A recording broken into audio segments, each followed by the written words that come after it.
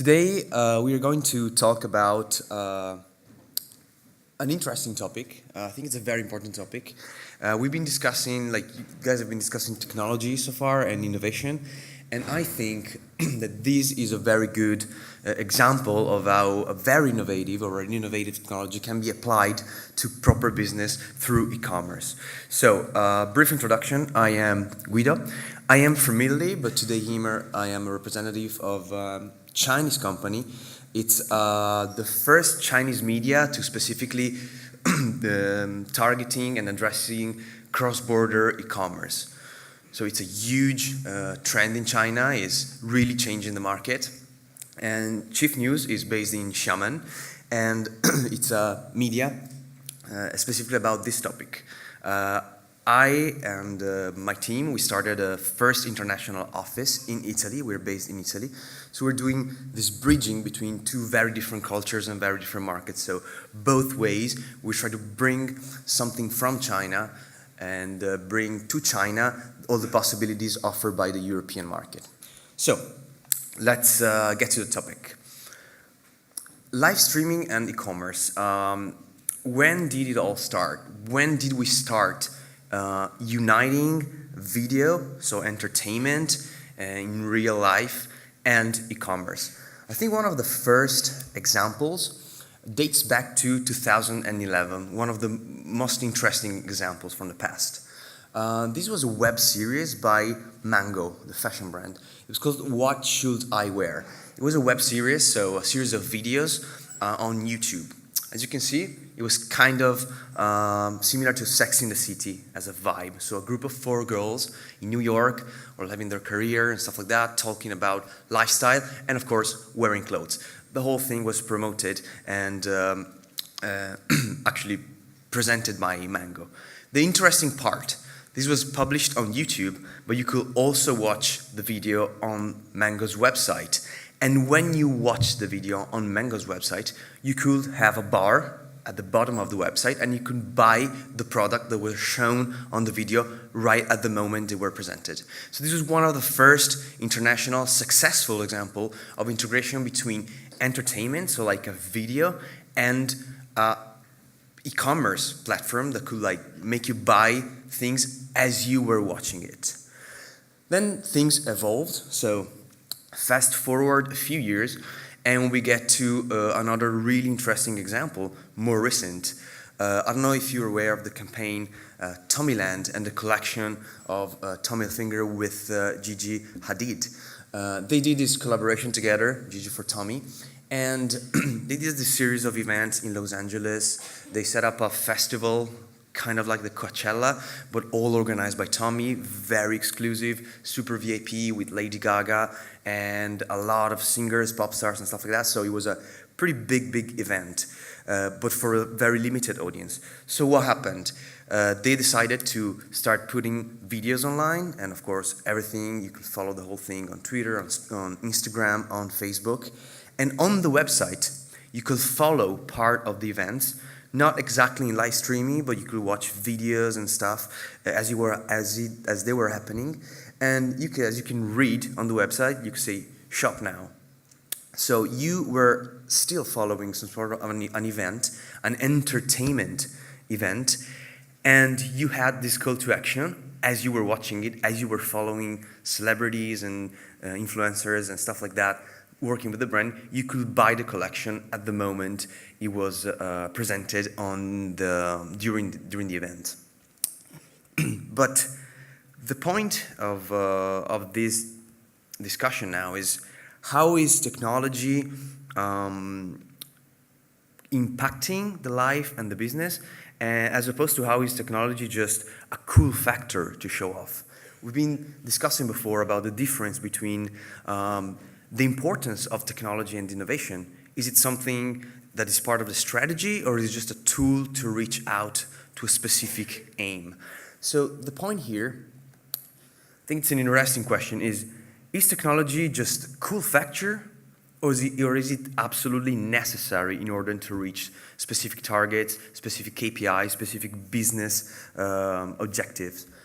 I think that's the moment where we have to switch continent and go for a second to China, because there's a very, very different perspective over there.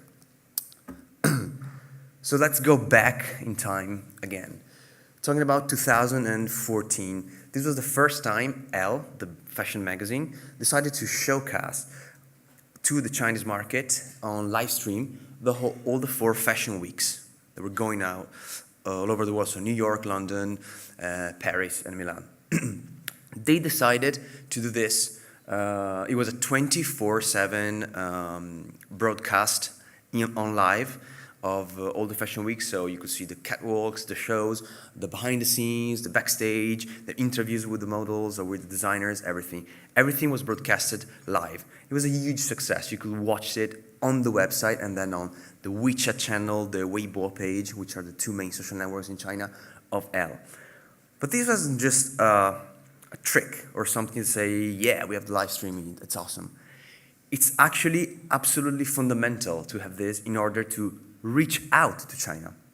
If you think about China, it's a huge market, massive market, very, very important, increasingly important. Everybody's kind of struggling or like they're very excited to get into it.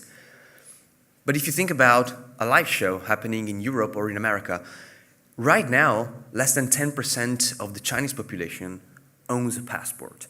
So all the Chinese we have here, all the Chinese we see at the fashion shows, front row, all the Chinese that come to the stores in Paris, Milan, or London to buy clothes, they're just still a very, very, very, very tiny percentage of the huge middle class that can actually afford clothes and expensive clothes, if we talk about fashion, in China.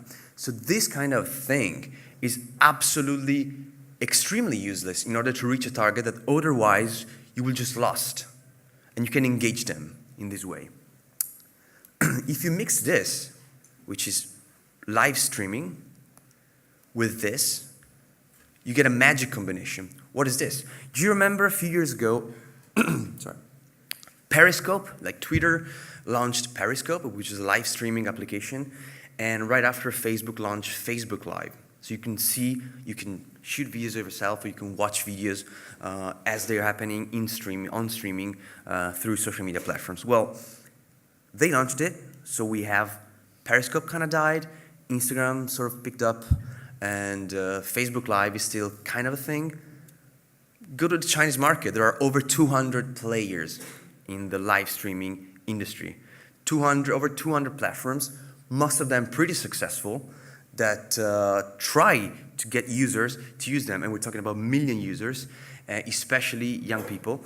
And they're crazy about live streaming. So this one specifically is Maypai, which is one of them, just the tip of the iceberg. It's a huge, massive galaxy of live streaming applications that work really well. What they did was not just to limit the whole thing to live streaming. They started putting the opportunity to do gifts, have little quizzes. You were able to get questions. You were able to, I don't know, you ask people, and the first person that replies on the live streaming get a reward. So they started doing this sort of interaction between the live streamer and the audience. And then the next step happened. They merged this with e-commerce, which is the next logical step. So now even the big players of e-commerce in China, talk about Alibaba, JD, and Suning, and all of them, they started developing or merging with already existing live streaming applications. So now live streaming and e-commerce are becoming a thing. It's just the very beginning of it, but it's really, really, really changing the ecosystem. And it's something really specifically related to the Chinese culture. They use mobile phone a lot. I mean, young people don't even know what a computer is. They're just used to a phone. They used to live 24/7 on a platform like WeChat, which I guess most of you know. And before, I think Stefan was talking about the relationship between e-commerce and the possibility of buying on a social media platform, and you guys were discussing the integration between the two.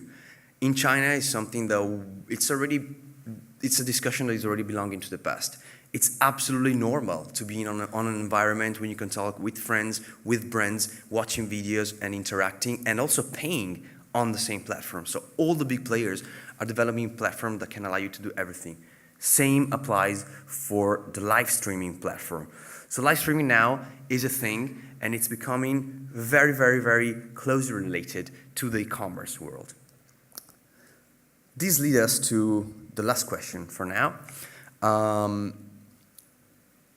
As all of us know, there is no fashion week in Asia whatsoever. But last year, something important happened, and the media dubbed a specific event the first Shanghai Fashion Week. Who do you think brought the Fashion Week to China? Well, the answer is this fellow, Mr. Jack Ma. You probably raise your hand if you don't know who this guy is. You don't know who this guy is? It's not good. This guy's a genius. He's the founder of Alibaba. CEO and founder of Alibaba, started in 1999. Probably one of the most powerful men in the world right now, for sure, one of the biggest names in the e-commerce world. And he's a very clever person. He had a lot of innovation, but like, I would need 3 hours just to talk about Jack Ma, so just believe me. What happened? Alibaba as a platform, they have a series of different platforms. One of them is called Tmall, which allows brands to set up a flagship store. So you're a brand, you have your store inside Tmall, and you can sell whatever you're selling, basically. And it's starting working really well for fashion brands as well, as opposed to Amazon that's kind of struggling with luxury. Tmall is already pretty good for even high-end luxury brands. So last year, before November 11, which is the big e-commerce event in China, by the way, Alibaba made $17 billion in just one day during November 11. This happened.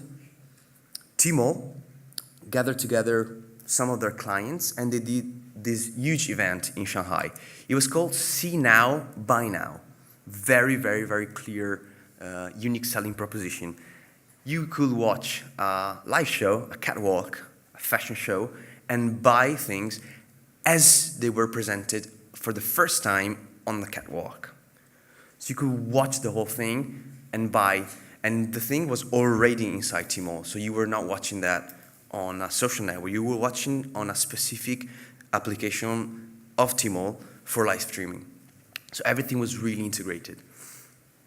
The numbers are, I think, really interesting, and I think they prove that this is a trend that if it's applied in the right way, can work amazingly. So not just for the Chinese market, which still is huge and still highly not explored by many Western brands, but also over the last few years, a lot of trends from China have been proven right and became a trend on the Western world after they started in Asia or in China. So we really need to keep an eye on what's going on over there. So just look at the numbers.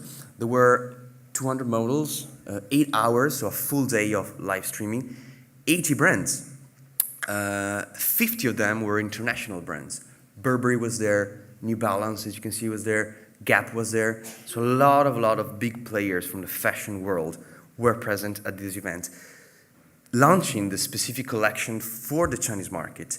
And people were, of course, there were pop stars, there were concerts, there were like, in between the shows, there were like a bunch of shows and concerts. So it was a huge entertainment event, because you remember, since the mango example I showed before, entertainment is still a huge thing if you want to catch the attention of people. That's why you have to use celebrities, KOLs, influencers, and such.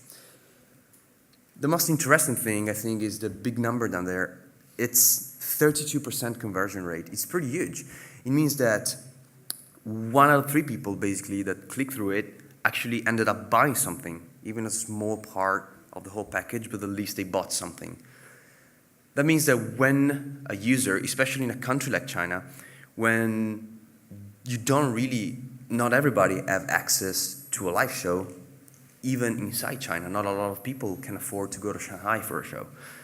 If you offer people the possibility to watch something as it's happening, it's live, you give them an illusion or the perception of exclusivity. That's a very important thing, and people are very likely to be super engaged. And eventually, if you give them a seamless way to get all the way down to the buying button and to the marketplace, it works. So that's why live streaming is a huge trend. We should keep an eye on that. And I hope that was interesting enough. You're going to see me again on the stage. And thank you very much.